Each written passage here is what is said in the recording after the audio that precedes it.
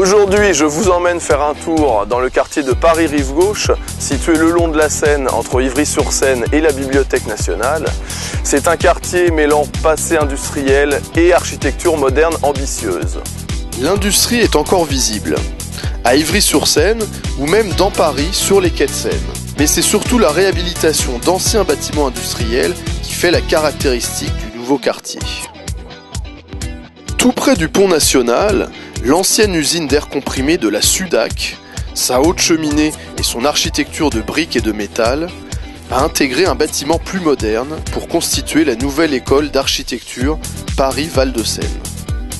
Autrefois, c'était cette usine qui fournissait l'air comprimé nécessaire à faire avancer les horloges publiques parisiennes.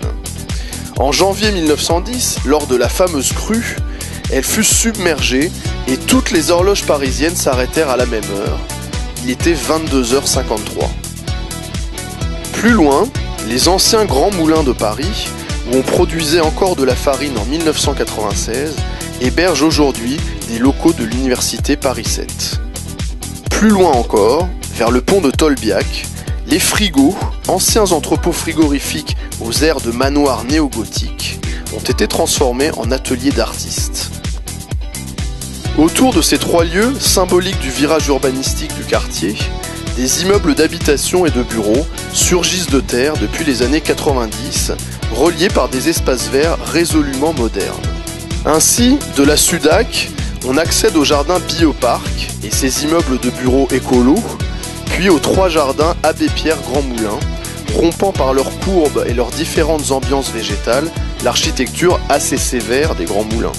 Comme pour rappeler la proximité de la Seine, l'eau est très présente, avec notamment une petite cascade serpentant dans les jardins, et même une fontaine Wallace de couleur inhabituelle, puisque le vert traditionnel a ici cédé la place à la couleur jaune des blés, ceux-là même qui arrivaient au Grand Moulin par les lignes de la gare d'Austerlitz. Les fontaines Wallace ne sont pas qu'un simple ornement, malgré leurs 4 fameuses cariatides décoratives. Elles fournissent bel et bien de l'eau potable, conformément à ce que voulait Sir Richard Wallace, un Anglais qui créa les premiers modèles.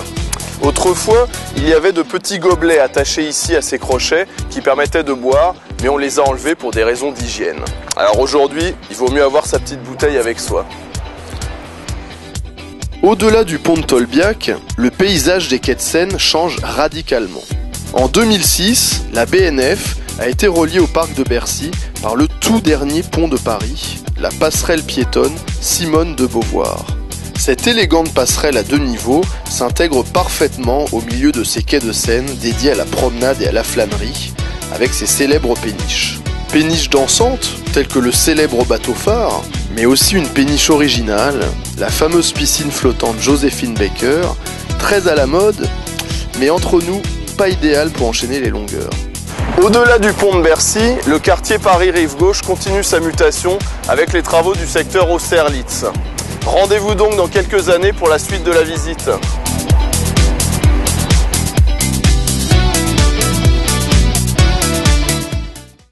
Michelin, une meilleure façon d'avancer.